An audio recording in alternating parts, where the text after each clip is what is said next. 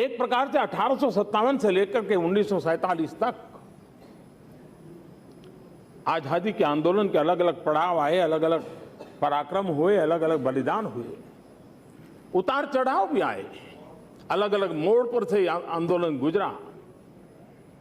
लेकिन 47 की आजादी के पहले 42 की घटना एक प्रकार से अंतिम व्यापक आंदोलन था, अंतिम व्यापक जनसंघर्ष था। और उस संघर्ष में आजादी के लिए देशवासियों को सिर्फ समय का ही इंतजार था, वो स्थिति पैदा कर दी थी। और जब हम आजादी के इस आंदोलन की ओर देखते हैं तो 1942 एक ऐसी पीठिका तैयार हुई थी। 1857 का स्वातंत्र संग्राम एक साथ देश के हर कोने में आजादी का ब्यूगल बजा था। और उसके बाद महात्मा गांधी का विदेश से लौटना, लोकमान्य तिलक का पूर्ण स्वराज और स्वराज मेरा जन्मसिद्ध अधिकार है, उस भाव को प्रकट करना, 1930 में महात्मा गांधी की दांडी मार्च, नेताजी सुभाष बोस द्वारा आजाद हिंद फौज की स्थापना, अनेक वीर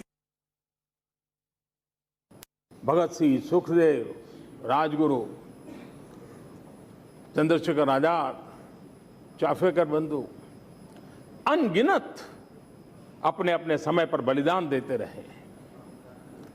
ये सारा ने एक पीठिका तैयार की और इस पीठिका का परिणाम था कि 42 ने देश को एक उस छोर पे लाकर रख दिया कि अब नहीं तो कभी नहीं, आज नहीं होगा तो फिर कभी नहीं होगा, ये मिजाज देशवासियों का बन गया था।